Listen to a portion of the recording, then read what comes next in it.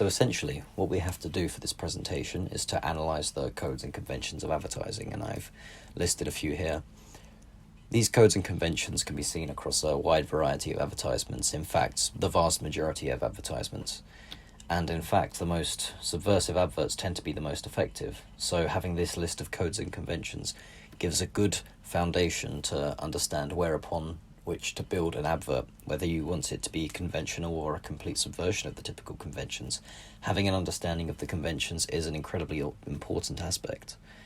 A few codes and conventions I have selected are, often 45 seconds long or less, because these adverts must remain concise in order to not bore or distract the viewer. A task that one would think is not particularly difficult, however, this is often misleading. And keeping a short film, which is essentially what an advert is, under 45 seconds while having everything needed in it to create a natural sense of pacing and plotting in a way that doesn't feel rushed is incredibly difficult. This is the ultimate juggling act for a filmmaker. It can feel restricted to have such short time to frame. However small this time slot is, perhaps it's one of the most important aspects of the advert. It needs to fit into this specific spot, the specific frame, while also providing a memorable experience and compelling people to purchase or go into the service of the advertisement. I have another, which is the slogan. Essentially, most advertising fronts, or at least most advertising campaigns, have a slogan, something catchy, something crisp, something that lingers on the tongue, something that gnaws at the back of your brain and makes you think, I know what I need.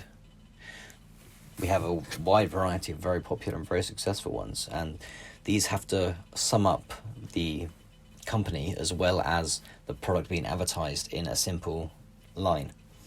This has been in place long before television advertising. This has been a part of branding as far back as it can go.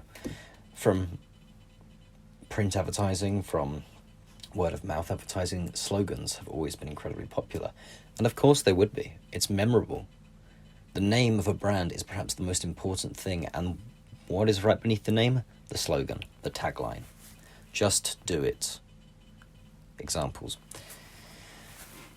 And a final coding convention I have listed, of just a few that I've decided to list, otherwise we'd be here all day, is the use of camera effects, not necessarily digital effects. However, when food and such are being advertised, often what is shown in the advert are not the food that they are selling. Usually it's affected with some kind of visual enhancing chemical, or perhaps something that looks better for the camera, more poppy, more pulpy, more enjoyable. An example of this is if you look at McDonald's advertising, they legally are obligated to mention that the advertisements they use are not the food that they sell. Essentially because when you see someone pouring milk into a bowl of cereal, it's far more likely to be glue or something that appears far more potently on camera as opposed to milk, which may have issues with reflection, which may have issues moving around a lot. It may not look particularly appetizing unless you're under the specific lighting, which can be quite difficult on a film set when you're trying to make something look delicious. So often people cut corners and use these other items to attempt to make it look better and more enjoyable. For example, McDonald's has been very open about the fact they have to use a variety of acrylic paints during their advertising in order to make the food look fuller and more enjoyable for the cameras. And this effect makes it far more pleasing to the human eye, and therefore subconsciously people are far more likely to purchase the product. Even though they're aware this isn't what it truly looks like, subconsciously that's what they're thinking about every time they're about to go and eat that product or buy that product or go to that service. This is far more commonplace for products, however. Now, moving on to the use of musical codes and conventions, a wide variety of adverts utilize music. More often than not, they use a popular or catchy tune in order to get the audience's attention, and second, have the advert stick with them. If it's a song that someone doesn't quite recognize, then perhaps they're going to spend all day trying to think of that song, and then they'd remember when they finally work out what song it is, oh, it's from this advert, and therefore their brain comes back round to the advert and therefore the product, the final line. And this effect, it allows people to associate popular and commonly played songs with the product. Therefore, every time the song is played, the advert is being played again mentally. However, a lot of the time, due to issues particularly around copyright if the music is popular, or the length of an advert, songs have to be heavily edited in order to contain the best part of the song or the most marketable, catchy part of the song. Because if you were watching an advert for Weetabix and there was a very popular song in it, you wouldn't want to sit there and watch a 4-minute advert for Weetabix, would you? No, you'd want 30 seconds of advert, and that best 30 seconds of the song, the best part you remember. And therefore, it's far more effective than if we played the full song, and people just tune out. A lot of the time, music is used non-diegetically within adverts. However, it can be used diegetically for adverts that often relate to music in some capacity. Examples for headphone adverts, Beats adverts, adverts for some kind of streaming service. Anything to do with media is far more likely to use diegetic music. However, the non-diegetic music is often used in almost every single advert, and it's incredibly important to the tone or the message of the product. It can affect the viewer's perception of the advertisement and, by proxy, the brand as a whole. Moving away from musical codes and conventions, we look at subversive adverts, those few adverts that frequently subvert these codes and conventions in order to create something new.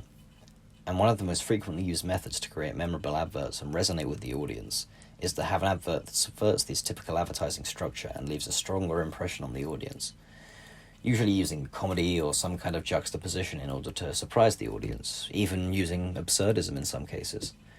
An example of this kind of advert can be found in the German prophylactic advert involving a screaming child throwing a tantrum in public, followed by the simple text advertising line explaining how... followed by a simple line of text explaining and advertising the product.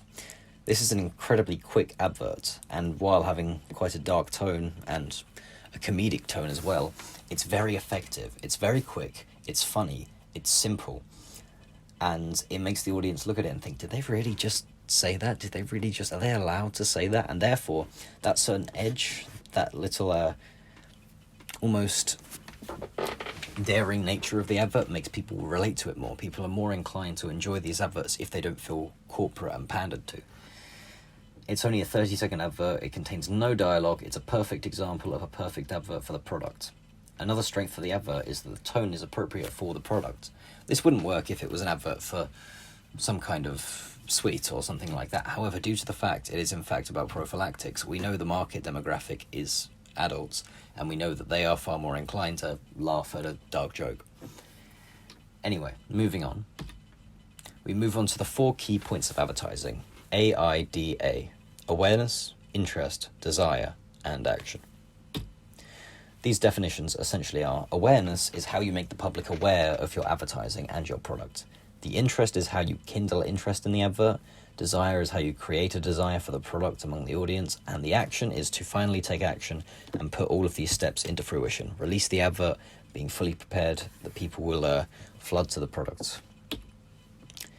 And there are 3 main factors in advertising, 3 main groups advertisements will fall into, and that is the ethos, which is establishing a personal aspect in gaining the trust of the audience using some kind of famous figure or something recognizable or something relatable. Pathos is usually some kind of pity, and it usually inspires some kind of emotional response from the audience using techniques to make the audience empathetical towards the cause or towards the story of the person, and then linking it back round to the product in the end. And finally, there is the logic-based advert, which is arguing based on reasons and facts. Creating a discourse, writing the audience and making them think this is the product they need. It's very straightforward, very crisp, very to the point. You need this product, this is why, this is what this product can do for you. Any questions? Essentially. Advertising analysis, codes and conventions. Now, my main focus for this presentation is around the language learning company Duolingo and its rival Rosetta Stone. Essentially, I have analysed both 2 very effective adverts from each company, and I have elected to decide which one is the more effective. Now, if we look at Duolingo, the advert is bubbly, it's animated, it's stylish, and this really establishes the tone and helps with the demographic it's aiming towards. Now, the demographic for Duolingo tends to be around teenage years. However, it's applicable to people of all ages, and therefore they need an interface that is applicable to all ages, and therefore they have this very personal feeling animation style, which feels relaxing and comfortable and is very on brand for this kind of advert. and it's very important to have this sort of cohesion, this sort of thematic cohesion throughout your advertising, and it feels very apt and links it to the to the app. And as well as this, there's a constant change, there's constant movement, and it's got a quick pace. It's beneficial because this, once again, narrative cohesion, it really links into the cohesion of the app with its fast pace and lots of little bursts.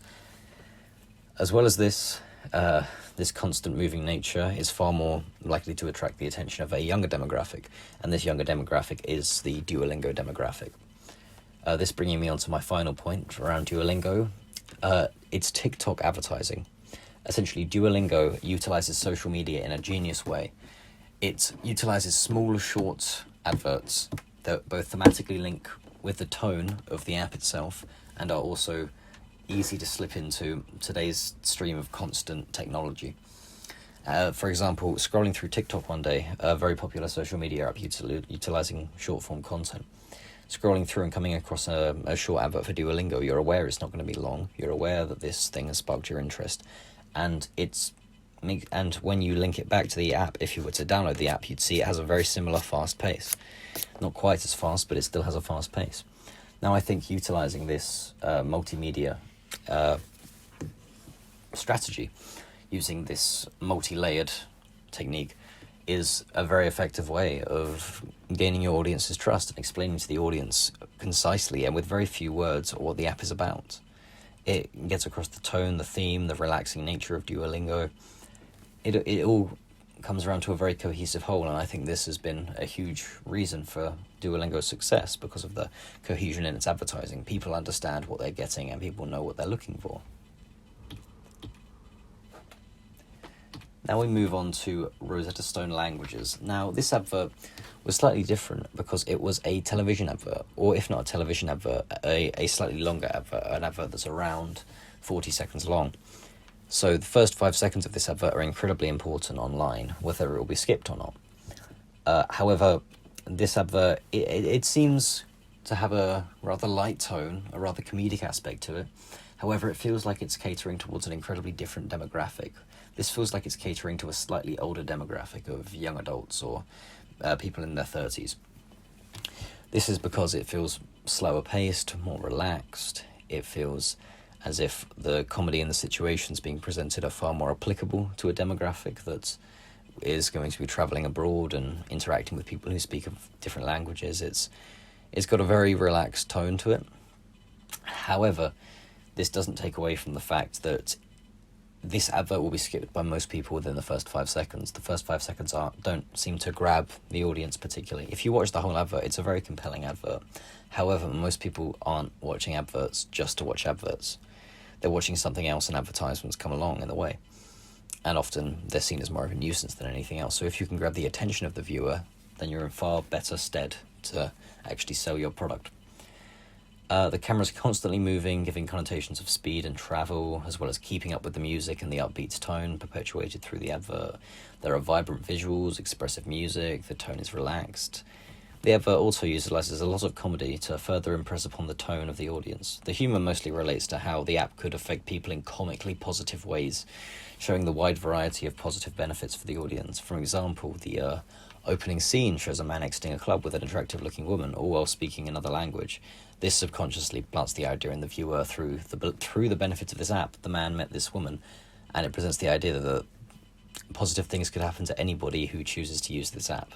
This format of comedic benefit is repeated throughout the advert. It also portrays the large benefits as well as the small benefits, from buying a phone charger to the large-scale benefits of using the app. In conclusion, the app utilizes the mise-en-scène in order to drive home the theme of being relaxed, of joyful, of relaxed, enjoying a nice holiday. This association with the app, with its tone, presents all the benefits of the app in a way that's light and intriguing and really telegraphs the benefits of the app while also explaining how it's unique, as well as the advert itself being a good description of the app and getting across the point. Now, when comparing the two, I see both adverts use a variety of different methods in order to sell the product. One takes a more typical and classic route, while the other attempts to blend the new age and utilize modern day tech and social media to sell the product. Eventually, one has adapted while the other has perfected a slightly outdated method. I'm firmly of the belief that Duolingo is the more effective advertising campaign here, as it's far more literal than it is thematic to the product. It has a far more literal and thematic connection to the product. By using the internet and similar platforms, the use of TikTok, it's one of the most effective adaptations to modern social climates I've ever seen within advertising. And on the other hand, Rosetta Stone has a series of incredibly well-made adverts and a wide variety of codes and conventions followed to a T. However, due to the nature of the product being online, I feel that it's almost too detached from the product itself, from the advert. And when you're viewing both of these adverts and you're comparing the two of them, one of them clearly comes out on top because it's more thematically resonant, it's quicker, it's far more engaging to the audience, while a well-made advert isn't going to grab the attention of the intended demographic. My overall conclusion for the presentation is that this analysis of codes and conventions has led me to a place where I feel confident enough about my skills of analysis that I can include a variety of codes and conventions within my own advertisement. My research into the advertising techniques of Duolingo specifically have given me a lot of food for thought in my own project and what elements I should include to fit with the brand identity.